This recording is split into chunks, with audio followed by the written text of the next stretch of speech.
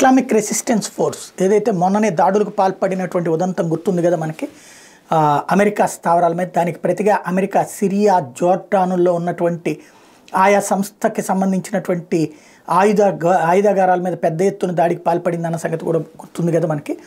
ఇందులో ప్రధానమైనటువంటి అంశం అమెరికా దాడులకి పాల్పడ్డాక 83 దాడులు చేశాక బెత్తరపోయింది అక్కడ సిరియా. ఈవెన్ సిరియన్ ప్రభుత్వం కూడా కంగారు పడిపోయింది. కానీ ఇప్పుడు అలాగని ఆగుతున్నారా? ఎవరైతే ఇస్లామిక్ రెసిస్టెన్స్ ఫోర్స్ ఉన్నారో వాళ్ళు తాజాగా మళ్ళీ దాడులకు పాల్పడ్డారు అమెరికా దగ్గరలో ఉన్నటువంటి స్థావరాల మీద. The Islamic resistance in Iraq ignored US warning of more strikes on Iran's forces and praxis in the middle east region to attack A US-led coalition base in Syria.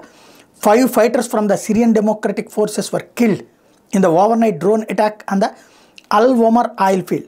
The drone attack comes merely days after the US struck Iran-linked targets in Syria and Iraq on Friday in retaliation to a drone strike on US base in Jordan.